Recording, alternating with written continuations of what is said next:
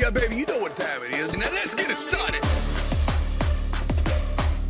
Are you kidding me? Unreal! While our HBCUs are mostly known for academic rigor, community, they also know how to turn up. Does he have it? Yes, he does!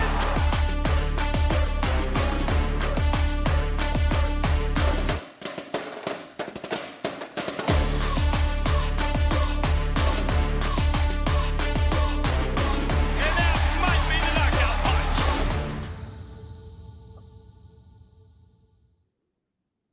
Greetings and salutations. Another episode of Fangs up here. And as always, man, good to be seen. Now, today we did purposely have a talking point of really trying to focus on this upcoming FAMU versus uh, University of West Florida game. Almost a USF, but UWF game. And I ain't gonna lie, I kind of got a little sidetracked because, man, some of y'all folks are real easily distracted. I'm gonna say it like that. So, but before we do all that, because I am too, big shout out to HBCU Digital Network. This is home, Herb Seward, and Black Techies. And look, y'all, we got a good little time coming up. And Herb, check him out, man. Herb's got a new band podcast, as well as website that he's working on. So go check him out. Go check my brother Herb out. Because man, and the reason I'm a little I want to jump into this because some of y'all got me a little good this week. You know, a lot of times I don't go back and forth, but sometimes on my personal account, I'll talk about stuff. You know, what are the things that are pertinent to university? Let me speak up because I kind of started speaking down. So that being stated, though, um, so we are going to definitely talk about FAMU versus University of West Florida and kind of how I feel about that one, where I see this one going. And I can see to my, got my Kofi shirt. I had to iron it up, get it right, and kind of slacking on the Kofi shirt for a little minute. So y'all got to let us know what game we wearing that one on. But before we go into there, I mean, elephant in the room, we all saw that FAMU did lose defensive lineman extraordinaire, Kamari Stevens, and that's big loss. But at the same point, it is what it is. It's one of those things where we as FAMUans, we going at least I'll speak for me. I can't speak for some of y'all. We're gonna keep it classy. We're gonna keep it professional, and wish the brother the best. Saw he's got an offer from Troy, and then you kind of look back and you're like, sheesh. Man, that UCF offer would have been looking a lot better probably than that Troy offer, not just because of the status of the program, but just the level of where you're at. Uh, it's almost a lateral move to a certain degree, just because I mean Troy's great. It's a good school, but it's small community, small area. I'm not gonna bash them to lift us up. So I won't do that. I'm not that kind of person. But it's a tough move, and wishing him the best. But it's just a thing where you're definitely already seeing there's traction and there's motion. And he's reportedly already working on a defensive line from UCF in the transfer portal. We're gonna see what becomes of that. But again, we have heard different reasons for why the transfer is happening. I won't speculate because y'all know I don't like to give out bad information that I can't verify, but I definitely heard stuff, and I don't be gossiping like that.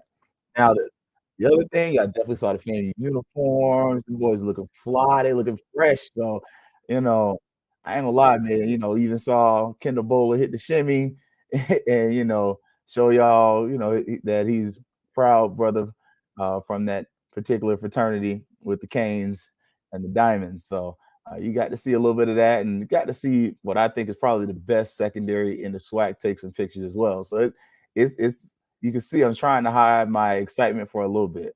Now, before we go into USL, UWF, sorry, because I think FAMU might play. It may not be the most first year coaches. We got a lot of first year coaches on the schedule. Like I can count four off the top of my head, and I think it may be five. You start the season three straight. Cookland's got a first year coach. I believe Pine Bluff's coach is a first year coach. I don't think we got them this year, but you can just start looking through Valley, first year coach. You can start looking real quick and notice got quite a few first year coaches on this FAMU roster, which adds to the it's the win now mentality. Like we got to win now. Now the elephant in the room, a lot of y'all are kind of talking about. the OBC, FAMU not playing in it, not renewing. Sorry, I had to pull up my screen over here, y'all. If you ever notice, and if you check my personal page, I argue with data. I tell people quick, I argue with data. I argue with numbers just because men lie, women lie, numbers don't. And unless you fudge the numbers are the numbers, the data is the data. And one of the big things we're hearing is FAMU did not renew or did not do whatever with OBC or pulling out of it. Like, are we pulling out of it or we just didn't sign a contract? You can't pull out of something you were never in. Like, no weird stuff. But FAMU was never fully in there from the get-go. So you just really broke up with them. We weren't with them. Like, it's not a oh, FAMU ain't loyal situation. It's more of a this don't fit. And part of the reason it don't fit is because it really don't it just don't fit. Like, some of us are so busy looking at the talking points that we're missing some of the obvious points. And one of the things I'll do, and I give credit to this website, Future Schedules, it's fbschedules.com, but you can just type in Family Future Schedules. And if you pull it up, what you'll see is real quick, and let me kind of, I don't know who them is, but start looking. FAMU's first couple weeks are already booked up. Okay. The South Carolina State game would be a home game. That would also be back-to-back games where FAMU is traveling to Miami. Like, I'm sorry, that's 32 hours worth of travel if you're driving from Tallahassee. Like, some of y'all don't realize Jackson, Mississippi is closer to Tallahassee than Miami is. I digress. Well, you kinda start looking real quick, are you gonna have those students fly back and forth to Miami twice in the same season that you have to go to Houston? Like, that's something that some individuals are not considering. Like, you gotta remember how the SWAC schedule works. Whoever you play this year, you're pretty much gonna flip and play next year. So, yes, we do get Texas Southern next season in Tallahassee, but we also get Prairie View in Prairie View, which is outside of Houston, meaning we now have 3 flights. Now, I've heard some of y'all say, "Well, hey, OBC takes care of travel." They do, but we just saw last week where we saw LaTroy Johnson come on, tell y'all, "Hey, we take 2 flights a year. You wanna see us add more, give more. It's $100,000." So all of a sudden, you creep it in the budget now because the man just said, "Hey, that's an extra flight, so that means you're going 3 flights. You're literally flying back and forth to Miami twice. Either that or you spend a week in a hotel, which nobody's gonna do that. But again, you're flying to Miami twice. On top of that, you would have to later in the season fly to Houston so that you can drive to Prairie View. That's 3 flights. That's outside of the number that we normally have seen given to us per last week's interview. So, yeah, it sounds really sweet. Sounds like FAMU's giving up so much money for no cause and no reason, but the schedule, you can already see the dates are up there. The times are not. But you can start to see, like, this logistically doesn't make sense. Additionally, you can see where, hey, if this first game, and I'm pointing to this, University of Miami and Troy window, Alabama's only like a 3-hour ride from Tallahassee, if that. It's not that far. It's like some people really don't realize it's not far. When you start looking at the schedule, you got the first game of the season in Atlanta. That's a flight, potentially. I mean, that's either a flight or a 4-hour, 4.5-hour drive. So on a bus, you're talking 5 hours. Then you got South Carolina State, that's a home game. Flight to Miami, a bus ride to Detroit. In there's gonna be a flight to Houston. Like, then what happens with Jackson State? Like, this year, I think next year we travel to Jackson because I believe we're the home team this year. So you start to kinda not when you're not paying attention to the schedule and you just wanna talk and make FAMU look bad, then it's real easy. But I can do that with your program as well, but I don't. But what I'm saying is, it's real easy to make us, like, look like we're just being lazy as an athletic department, and yes, you are looking at the potential of losing home games. That's a big point. City of Tallahassee did give you $10,000,000, but also look at the travel. These are college kids, they're not professional athletes. We just talked about how these grades was looking. stuff like that. If that's a real consideration of yours and you really want to play that card that you have about the students, the student athletes, then sometimes you just gotta start realizing that the argument and the action of saying, "Hey, they're gonna pay you $450,000" could later on kick your butt when it comes to APR, especially when we know what happened. We especially those of us who play sports and parents of athletes and around athletes, we know what happens during football season. Some of the jokers ain't gonna do no work, and they're especially not gonna do any work when they're traveling.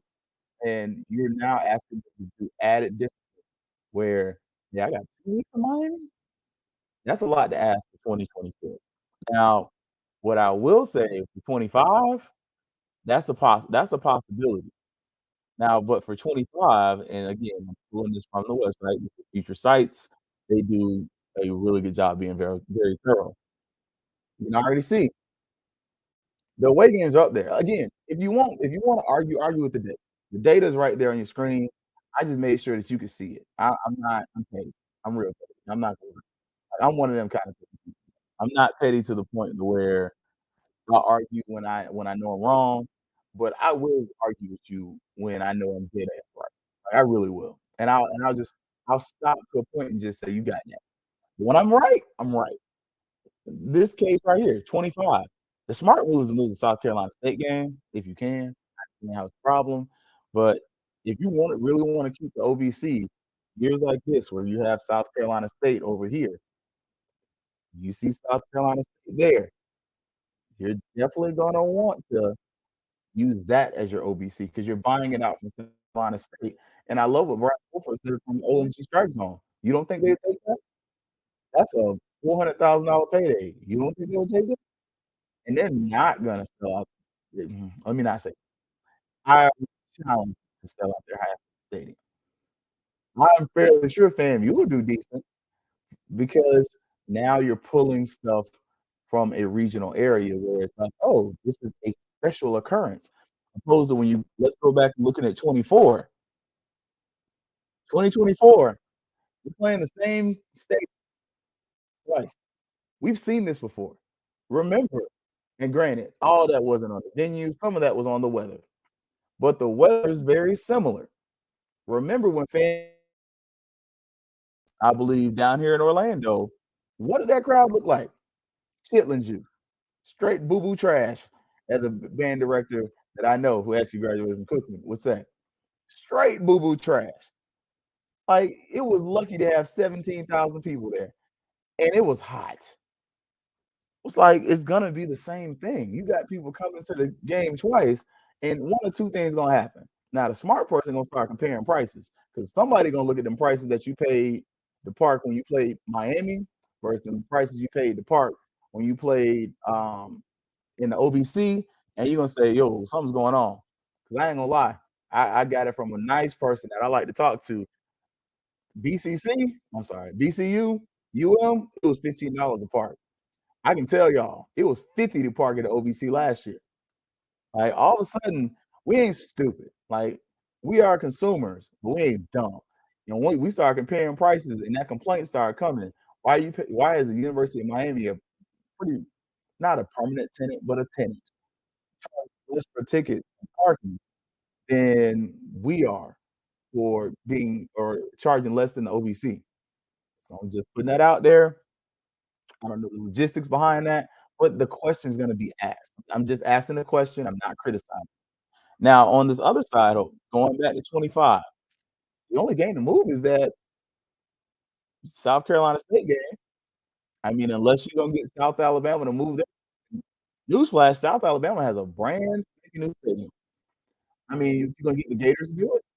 I mean, the Gators are working on renovating Ben Hill Griffin Stadium, and if that's something that they may be interested in, that may be something that you can potentially sell them on, but you mm, you giving them $400,000,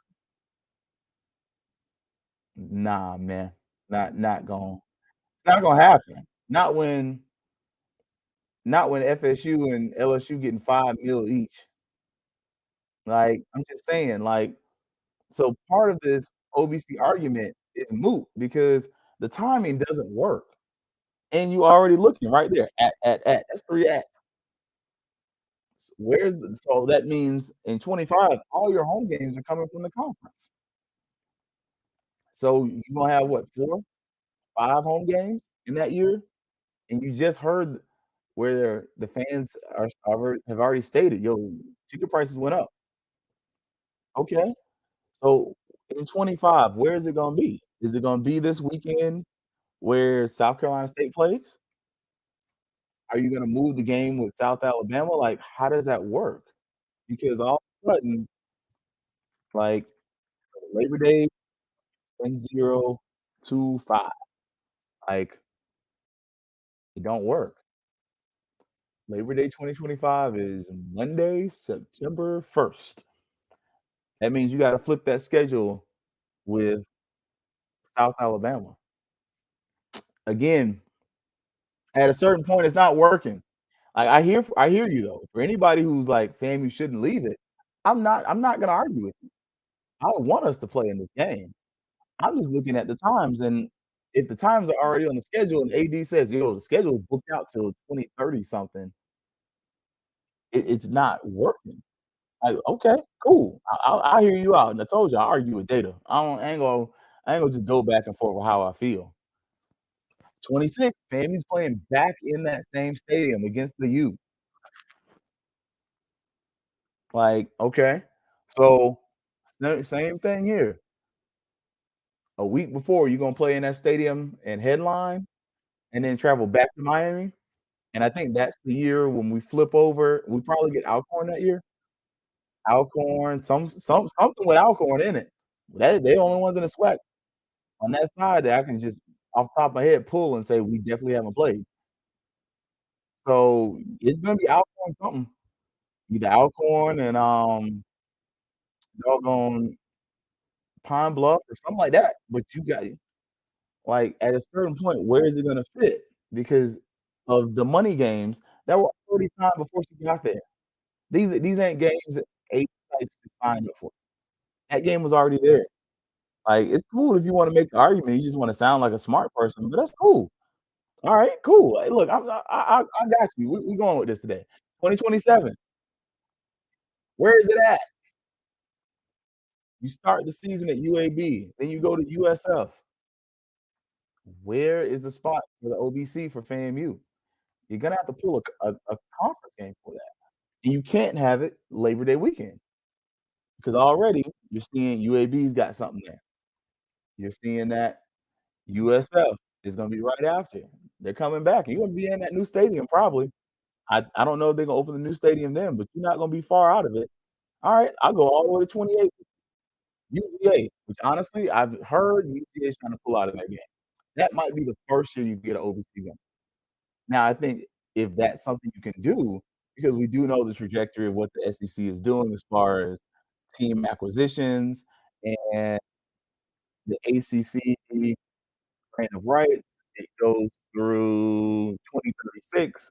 So at this point, they got about 6 years left. 6? No, 8 years, sorry.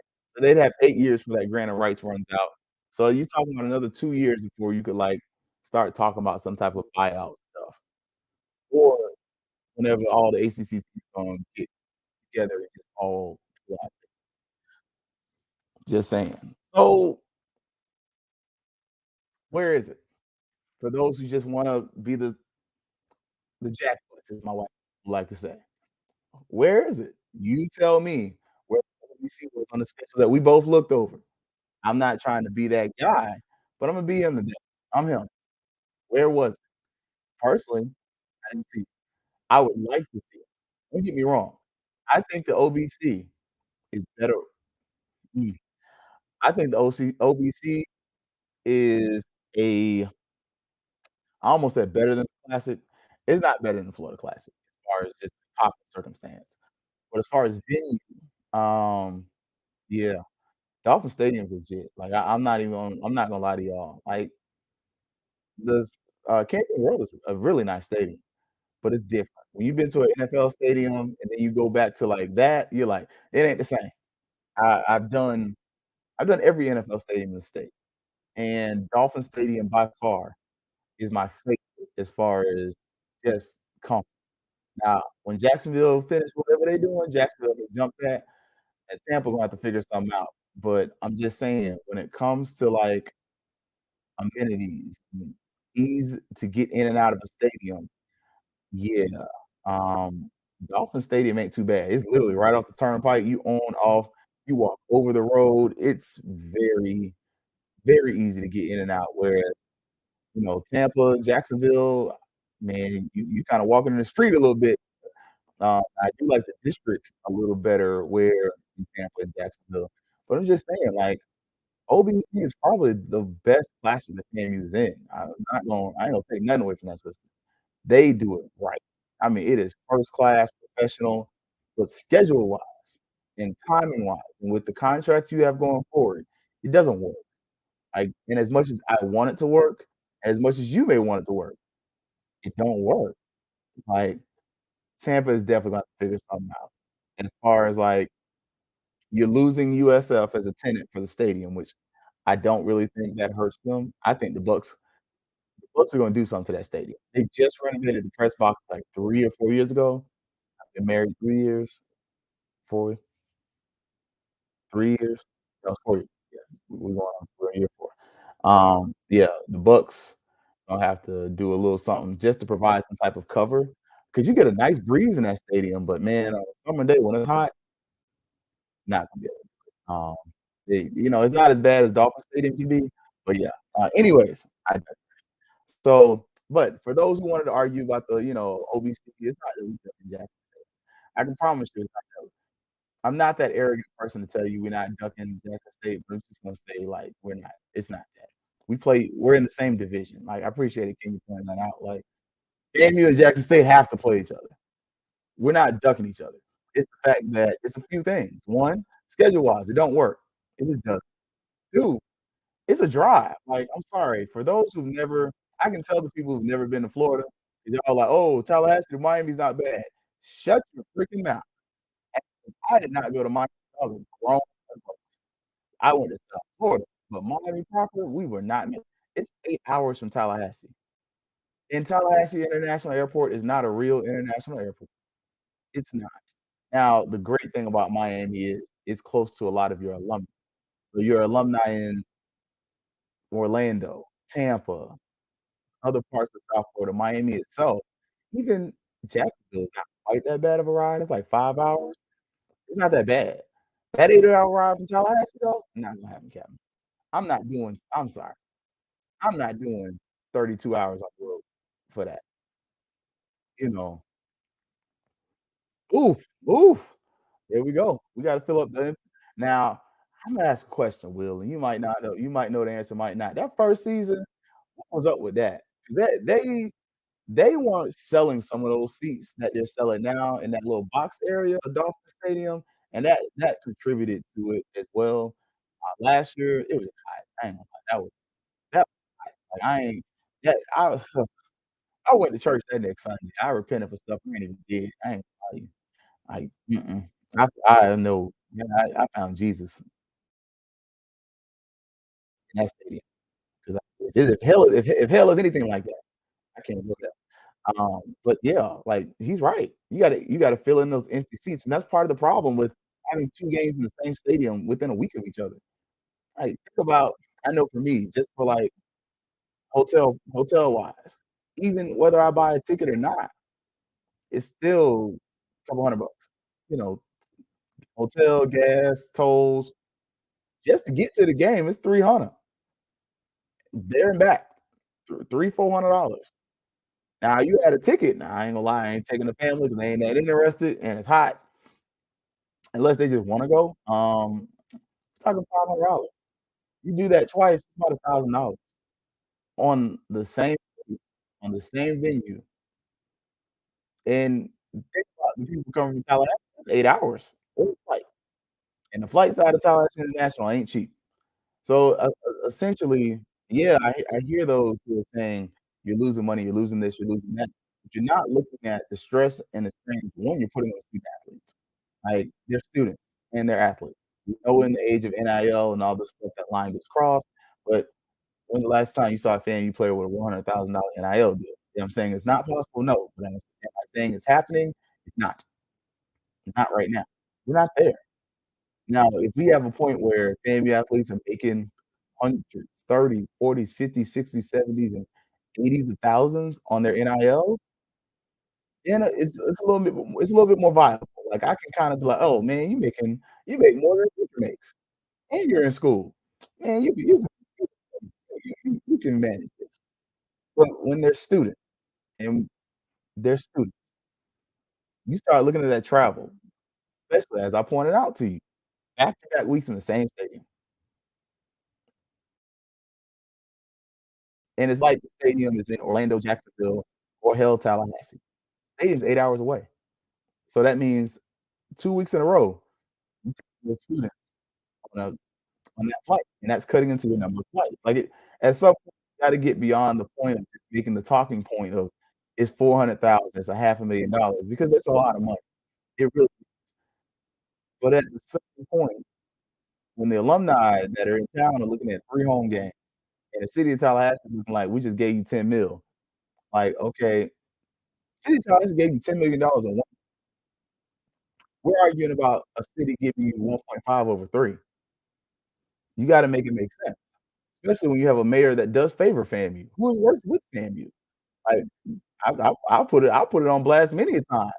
I used to work with the mayor. When I worked at downtown at the, Challenger Center, he sat on the board there. So you got a mayor that is very supportive of FAMU that, hey, made sure that you could have stuff, so you wouldn't be over there looking like cooking and having games at high school stadiums. You ain't sharing Gene Cox Stadium with nobody. Nope. City gave you 10 to get your stuff straight and say, "You know what? Cool. We got that. You we good." And didn't fight you the way they fought Florida State. We should have asked for 20. Them folks look, y'all saw Florida State almost got that 20 mil denied. And you was like, "Hey, they doing goodwill. They got COVID spot over there." No, let them get that. You know, if you had a few detractors, but, it's always 1 or 2 of them. I ain't gonna get political on y'all today. So, but for those who just wanted to, kinda make sure we talk that up, hey, I got my platform, I'll do it. If you disagree, that's cool, but I'm just pointing out, FAMU's not just ducking the OVC. It just doesn't make time-wise, it doesn't work. I want it to work. Now, the game in place that we will be talking about, West Florida is coming to Tallahassee. They are gonna make that 3-hour drive from the coast to the capital. But before we do that, don't forget the Willie Simmons Helmet and Heels Ladies Clinic is sponsored by Real Words Apparel. It's Friday and Saturday, July 28th through 29th, 6 p.m. Friday, 9 a.m. Saturday, $75 get you both. They're gonna have a little mixer, it's supposed to be lit. Like, go check them out. Now, third game of the season is against another first-year head coach. FAMU is gonna play the University of West Florida. If you're not familiar, the University of West Florida are the Argonauts. And Argonaut, like, Greece, all that kind of stuff. Jason and the Argonauts, they're them. They're the Argonauts. They're not Jason. But you West Florida is another school. They got a new stadium. They were playing at the baseball stadium until there was like a scheduling issue one time, and they're like, "This can't happen again. We need our own stuff." West Florida no longer plays on the water. They now play at their own stadium. It doesn't affect us, but it's just good news. Now they do have a new coach, and I'm just gonna tell y'all, I'm gonna give you the skinny up front. FAMU wins every position. I can sit up here and go quarterback, FAMU, running back, linebacker, kicker. FAMU wins every position. I don't know about special teams. Y'all already know special teams. I got nothing to tell you, no clue. But FAMU, I got through it, and part of it is just because some of the changes. Now, West Florida is a championship program. They have a national championship, and this coach they have was there when they won them. He played at Valdosta State. He also was at Clemson, and I forgot to put the man's name there. But he's another guy from the Clemson tree, and you're gonna notice Caleb Nobles. I apologize. He's from that Clemson, Dabo Swinney tree, and within that, you're gonna see that it's a little bit watch that Clemson offense. I hope it's better than that, but, I mean, he was more like an analyst, if I remember correctly, Clemson. He wasn't like the offensive coordinator or anything like that, but he's got some of that influence. He played football at Valdosta State, but he was also the first quarterback at the University of West Florida. So he's fairly young. He's a young guy. He was the offensive coordinator at West Florida. And again, like I said, he won championships. He coached at Clemson. And I'm just gonna be honest with y'all. I really expect this to be an offensive explosion. Um, I think we'll be back in 25. OVC will work. I there we go. So y'all know I a squirrel. I'm easily sidetracked. I agree with this. I think I agree with that. I think you're gonna work something out with South Carolina State, but that's between her and South Carolina State. Um, I think the best way for us to keep the OVC is for the promoter to meet with the SWAC and say, "Hey, this is so much money going to your schools in y'all's pockets. When is FAMU playing who and where and what date?" And then we'll pick up FAMU can be the permanent away team, but it's just like when Miami was the away team for that Orange Bowl. "Hey, don't come out of the smoke." All of a sudden, Sebastian busts the smoke open, and everybody's up in the air like, "Oh my gosh, they weren't supposed to do the smoke." Like, that kinda thing, like, "Bruh, it's FAMU. The 100's coming. We're gonna dominate this thing."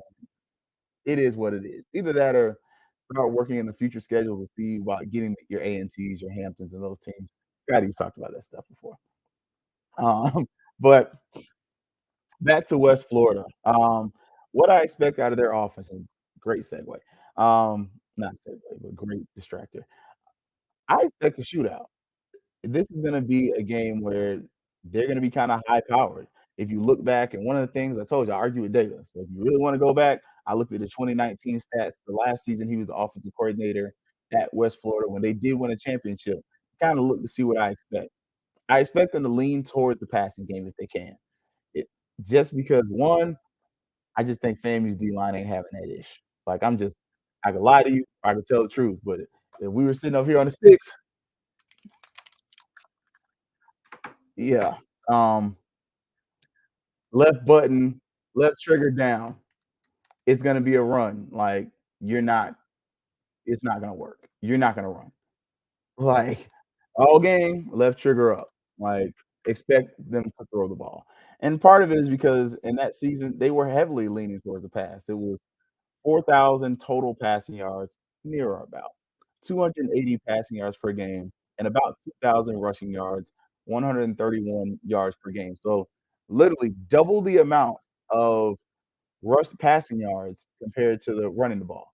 And that makes sense. I mean, look at where you're at. You're getting players from Florida naturally. The best thing to do with Florida athletes because we don't grow big players as far as big line. Traditionally, you get your skill players from Florida, maybe some defensive linemen, but offensive linemen, it's hit or miss. But skill positions, you throw a rock into a good skills guy. You're gonna get the ball to a skilled guy in open space so that he can catch the ball and then create havoc after. Or he can, as FAMU would like to say, rack. He can run after the catch. That's why they're the rack boys, because all those boys ran after the catch. I'm gonna leave that alone. Or you can get the yak, whatever you want to call it. That's what you're gonna see. It's gonna be the Gulf Coast offense. And a real Gulf Coast offense from the team that's actually on the Gulf. And it's about 30 minutes from the Gulf. So I mean, 20, 30 how the crow flies, but just saying, we about 20 from the Gulf. They're right there. They're on it. And I expect this to be a game where you see a lot of passing. This is another game where FAMU secondary, you're not gonna want that smoke. I'm just saying that's not something that I think West Florida is gonna wanna deal with. They're gonna try to establish the run, look for some type of trick plays, misdirections, play actions, things to create undisciplined action, especially because what you're trying to do is you're trying to have situations, the moment where you take advantage of the fact that FAMU runs his own defense. And again, all my video gamers know, anybody that We all why do we run zone defense? We run zone defense because the people in the zone are staring at the quarterback or they're staying in their zone. They're not immediately paying attention to the person they're covering. So what happens? When they run play action, it causes the defense to slow down. When the defense slows down, it creates an opportunity for a sudden change or a big play where normally you're running either a deep route or somebody running an attack route that is attacking either a corner or a safety. And then all of a sudden you try to create large plays like that. That's what you're going to really see to me. I think with an offense that passes this much, you're gonna try to see some play action. It may be zone read, and especially coming from Clemson, the zone read is probably gonna be a big impact in their offense. We've seen them in the past couple years, whether it was DJ DJU, because after Lang, I don't wanna mess up the brother's name in case I catch him in public and he'd be like, "You messed up my name." My bad. He tried to nah, sorry. But we saw that with DJU. We saw that with Lawrence, the guy from that's with the Jaguars now, Deshaun Watson, any Clemson quarterback that you've seen. I got my other man's, but I can't remember his name. The one that was before all of them. Clemson runs zone read. Zone read, out of that zone read, it slows down the linebackers. Once the linebackers kind of make a mistake or do something, then you can either throw the ball behind them or something of that nature. But look for this to be an offense that takes some of that zone read concept from Clemson, in my opinion, and uses it against FAMU's zone defense. Because all of a sudden, the whole purpose of the zone defense is to slow down your defense. Slow down, especially your defensive your linebackers and your defensive ends. Because a lot of times you're reading off of the defensive end, meaning whatever the defensive end does determines what the quarterback does.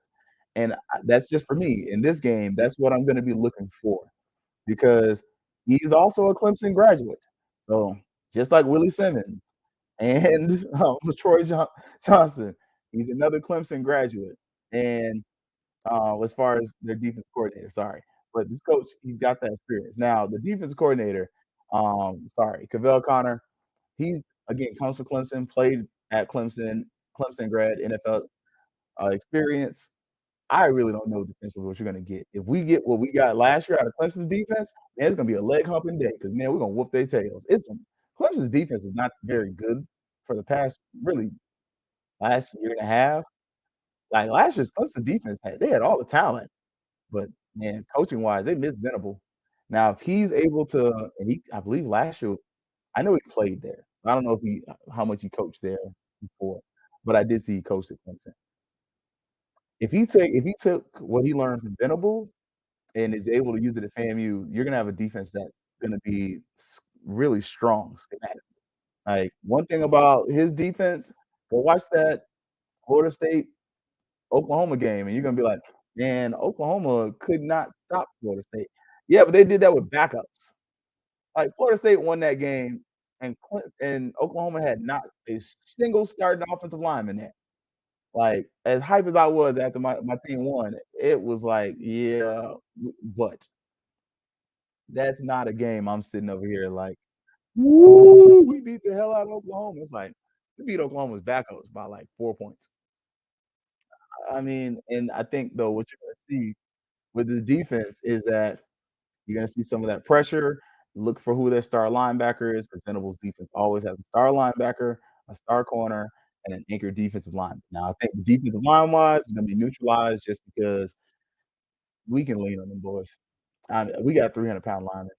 It's this is going to be a game where is Sam, you can literally just line it up and run it down that throat for 4 quarters. We can. Now, will we? I don't know. Now, we were running from the shotgun all game. No, and I will be sitting in the stands. Hopefully, if I'm working it, I'll be chewing some gum and not really as you know aggravated. But if this is a game that is overly close, especially considering all of this stuff now, I'd be frustrated. Like this is a game where going in before knowing that they had lost their coach, I was like, man, this might be kind of tough. But seeing they have almost an entirely new coaching staff, they're gonna have some new players in here. Third game of the season for them as well. But you're going against a team. Like this is the best FAMU team in a long time. And you coming out there with your best team in probably over a decade, you can't you can this is a layup. Like it's an alley oop. Like really, this game's alley oop. Like you should come down with some force in this one. Like I'm just saying. Um, I love what Will said right here. These are my sentiments exactly. We get up early, 2 touchdowns, it's a wrap. Exactly. Because we all know, again, it and it's not even I'm joking with the Xbox, but at the same point, some of that is there's a hint of truth in there. If I know you're gonna throw the ball, come on, man. I'm just gonna let the defensive ends go. I really am. Like, and to be petty, I might even swap some of the defensive ends for like my faster edge rushers and linebackers that I know can get pressure on your tackles just for poops and giggles. Like, just because I know they can overpower your guys and I know they can outspeed your guys, I may put a higher caliber athlete speed wise that may normally get overpowered by a tackle against your tackle because I know he can't do nothing with that guy. And if he does do something on that guy, cool. But I doubt they got 5 linemen that can handle FAMU's defensive line. And then especially even though you did just lose a major edge rusher, the question is what did you lose as far as run defense? Mm, oof. Look, it's another one. Force UWF use their depth and lack thereof. Exactly. I ain't gonna say nobody get no targeting call, but this the game. This is the game. First, yeah, this that game where you got that one evil coach who's like, "Yeah, I want you to knock a mother out, over there talking trash and get too deep into somebody's head, and then somebody come across that middle and, ooh, yep, I don't know, he out for the game, both of them. Targeting and yeah, buddy's cold. Like, I'm just saying, like, this that game where it's like you can let your heavy hitters just come out there and do some damage. They go out early, go over there and get a rib plate, Perry Street and turkey legs, and call it a day. Because yeah, this is a game where you can send your heat-seeking missiles out there, wreck shop. And honestly, I will say before I had FAMU, like I actually had us losing this game with the old coach. I had that much respect for him. With the new guy and a new defensive coordinator and seeing what I saw out of Clemson's defense last year and their offense last year, because Clemson almost lost to Florida State last year. Yeah, Clemson lost to South Carolina last year at home.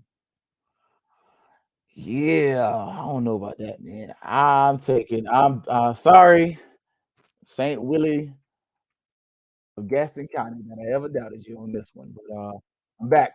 I'm back on the Willie train with this one. Sorry I diverted. I let the spooks get to me, but I got FAMU winning this game. I'm not even gonna lie to you. I got FAMU winning this one, and I had it closer than the experts thought until I started reading and doing more research. And this is why you read. This is why you learn.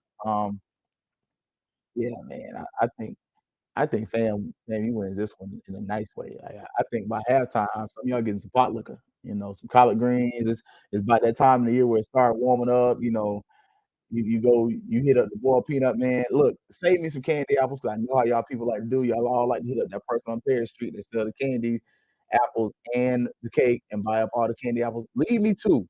I need two. One for me and one for my daughter. Don't be greedy. Some of y'all just ugh. I don't like y'all. Ugh. Eat up all the candy apples. Don't leave nobody for nobody. Y'all know I don't have time to make no candy apples, and it ain't but like $5. I gotta get them before they start charging the 10. Y'all know how inflation hit. Shoot, turkey leg costs you almost $20 these days. Man, save your turkey leg too. My fault, Michael. So I got FAMU in the win. I ain't gonna make it out to the end of the game anyway. I might get my turkey leg early just to spite some of y'all. But in this game, I'm gonna go FAMU 41. West Florida 14. I think it's gonna be close at half, though. I think at halftime, they're gonna be feeling themselves. They're wearing the white helmets. If I'm UWF, I'm going all white if possible. Like they got a nice little sweet white helmet, but I think they go all white on the helmets, white helmet, white jerseys, white pants, maybe.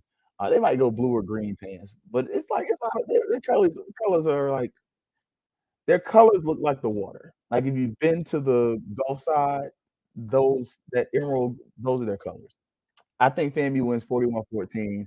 I think at halftime though, I think it's a 24-14 type score. And we never schedule UWF again. I agree. I ain't gonna lie to y'all on this one. I don't know if Tiffany AD Sykes watches this and then she does, "Hey, AD Sykes," y'all know that's my favorite. She's the baddest AD in college athletics. Um, I'm with you. Can we never schedule West Florida again? Like I don't mind keeping the money in this, state university system, but that's a program that all they need is that one win, and they're gonna be your competition in 10 years if stuff doesn't change. I don't know how hard they're pushing to be a Division One program, but I wouldn't be surprised after we've seen what FAU, FIU, UCF have done. This is gonna be that next school that you're gonna be competing with recruits against, and you don't wanna give them that fire. I would much rather give me a Morehouse, give me a Spelman, Lord, Spelman don't play football. Spellhouse, there we go, sorry. Give me a Morehouse, give me a Clark, Fort Valley, Albany State. Give me those. You can put them in rotation to where we play one of them every couple of years, and I'm fine. Like I would love for us to play Morehouse because Morehouse grads travel. Sorry, they travel and they tend to they like FAMU as far as like they don't mind coming on campus, and Morehouse graduates are everywhere. So I just think it's a good look going for the future. So again, I got FAMU 41-14 in this one. I think the Rattlers pull it away largely because we have better depth, more experienced coaching, and more experienced coaches. Like that's gonna come to play. Same thing we kind of said about why South Florida could be a loss is the reason this should be a win. Like you come the first week, you got Jackson State. It is what it is. Second week, you get South Florida, a team that's FBS higher level than you. The next week, you follow it up with a Division II team that you're a level higher up, and you should defeat them going away. Now, kind of to go back over, I like to give y'all recaps. I'm a teacher. We got a few weeks. I started off by talking about this OBC thing, um, and honestly, we looked at the schedules. And y'all know I'm petty. I'm not like petty to some of my like fellow HBCU people, but I'm petty. I am. So to get in my petty bag and me to be Petty McGee, um, right here. Sorry, I don't know what Michael Jordan doing up there, and then doing that.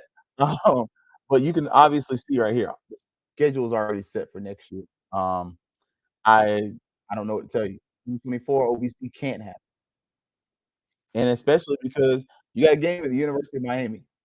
Go look and see what happened the last time FAMU played 2 games in the same stadium. It wasn't granted, we might have 2 games in the same city if FAMU runs the table next year, but that's a different circumstance. Last time it was the MEAC Black Challenge, and then it was the, Florida Classic, sorry, in the exact same venue. The old Citrus Bowl. The Citrus Bowl when they had the orange plastic seats that would burn your butt, not these blue ones that are more comfortable. That that part. And, old Citrus Bowl, them seats are kinda busted sometimes, they cut your clothes, you gotta be careful there. Go and look at it this though, 2 games in the city of Miami, back to back, mm, and then make it worse, you might have to if you were gonna do OBC, it would have to be in, like, really a 6-day period, something like that. I don't see it. 25, I agree with my man Will on that one. 25 is a year where we kinda see, "Hey, Sammy's got South Carolina State," but that's on September 6th. You have to change the date for the Orange Blossom Classic, but again, that's between her and everything, and that's the reason why learned people, I think, will be back in 25 and work something out with South Carolina State. I agree. I think that's the move. And as I stated, I think the move going forward is just to use whoever FAMU's playing against. Like, stop having it such that you gotta play this weekend and do it almost Alabama style. Go to the SWAC, talk to the commissioner, whoever else you can talk to, and have them work on schedules. This is 2026, another season. FAMU would be in Miami twice in the exact same stadium, probably within the matter of a amount of days apart. Same problem. You're talking about within a 2-week period, and you traveling to Miami, 8 hours from campus, and it's well, not probably, it's largest alumni association based. That's 32 hours in a row. Now, right here, it's 27. You can see the schedules are already out there. That game against UAB, I mean, it is what it is. They're not that ain't changing no time soon. Quietly, I look forward to going to that game. I ain't even gonna lie to you. Like, I wanna see the new stadium because it can't be worse than the Iron Bowl. That stadium is trash. I don't know how y'all still pulling a classic in that mug because that stadium, garbage. And then we already know the dog's about to pay y'all. Like, FAMU's about to get a breach of contract deal out of UGA, and Georgia's BMFing, and they don't give a damn. I'm just gonna call that spade a spade. Georgia could care less about stroking a check and giving FAMU a couple $100,000 and saying, "Nah, you got this. We just don't wanna play you." I could easily see, I think it's probably I don't know the buyout, but normally the buyout is probably like 500,000, 600,000. And if I'm Georgia, I'll be honest, I write that check. The last time you had a SWAC team in your stadium, it didn't end well, and I'm not being funny, I'm being real. Southern, that was not good. A young man's life has changed forever. If I'm FAMU, I negotiate that. I don't even like negotiate it, but I'm like, give a soft hint. You know what? If you wanted to, like, just buy us out of that game, it would be cool. Because you think about the potential buyout for that game will potentially be the money you would make from the OBC. Then you can schedule an OBC that year. So for that one season, off that same weekend, you can make damn near $1,000,000. And you just one of the games you just didn't play in because they're in the SEC.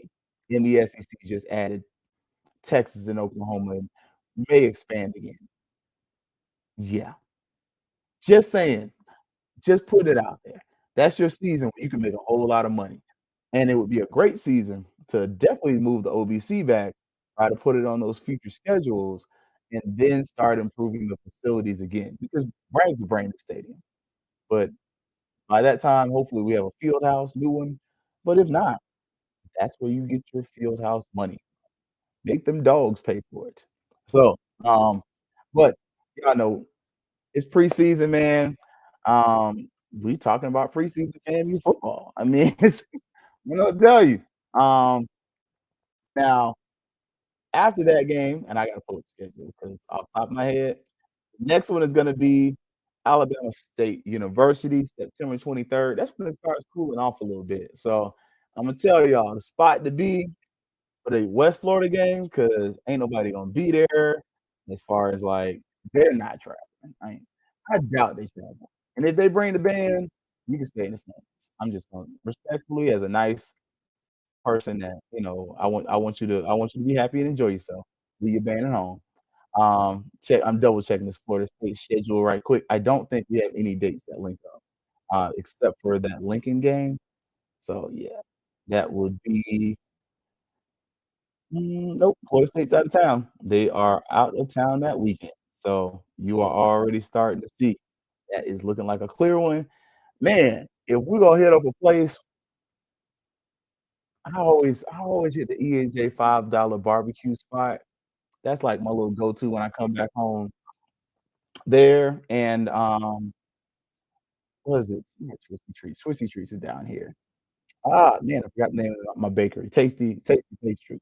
But if I were to if I were to veer away from mine and you were coming into town for that weekend, I ain't gonna lie to y'all, man. I'm thinking hot. I'm thinking the Hobbit Hobies. Hit up the Hobbit Hobies on the south side of town. Some good people graduated from the Great Lincoln High School. They got a little wing deal. we might hit them up, ride over there, see my girl Sheena, see what she's talking about. That is on Ken Riley Youth Day. Color is white. Ooh, mm, we might. I might. I'll probably get my wings the night before 'cause I can't be wearing wings on my clothes or get them after the game. So we're gonna say hit up the Hobbit that day. Um, and then breakfast.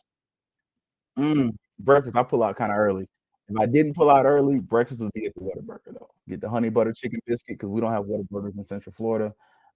That's my go-to. So, if you're asking me what I'm eating, what I'm hitting up, I'm going to the Hobbit for the wings.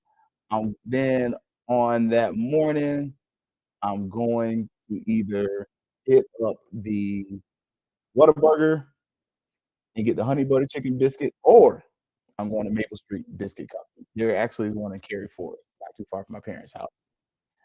So, kind of like we did last year, tell y'all some of the spots to hit up. Y'all, hey, email me. Tell me some of the spots to hit up in Tallahassee. I'm trying to get, local foodie Craig Matthew on the show, man. Yeah. I called you out on the show. He's got a blog where he blogs about the food places to hit up. And look, the food be looking good too, Craig. I ain't even gonna hold you, man. Like, bro, be over there like, dang, bro, where you get that from? So I'm gonna try to get Craig on the show, talk about some of the spots to hit up. Definitely gonna tell y'all homecoming weekend. Don't hit up these spots.